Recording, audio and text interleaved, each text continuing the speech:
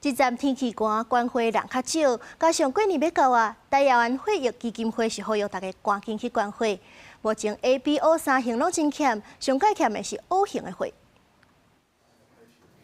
前一阵仔天气真寒，即几天早暗的温差也真大，寒天会致使民众较无爱出门，也影响到关会的意愿。台湾血液基金会表示，目前血库真欠血 ，A 型、B 型和 O 型拢欠，其中 O 型是上欠的。接落来伫要过年啊，希望血库的库存会当有24万袋。因为下大雨，还有那个天气冷，大家都比较不会出门，还是有差啦。A 型、B 型、O 型的人，其实大家可以在这个时候赶快来捐血，因为我们这一段时间，除了是现在可能病人用血量会比较高，因为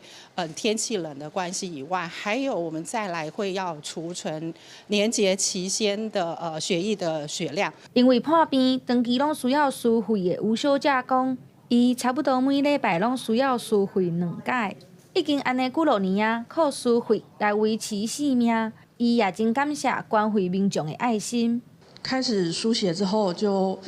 会询问那个身边的亲友，就是询问他们是不是有那个捐血的习惯。没想到就收到很多很热情的回应，就我本身有在捐血，然后或者是我的亲友、我的同事有在捐血，就是很令人感动。逐年距离过年的前一个月是关会月，台湾血液基金会表示，今年对1月15开始到2月15。关会一地救人一命，基金会也呼吁民众，逐年过年前去关会，将血库的库存提悬到10天的安全量。记者陈心东、王志光台北报道。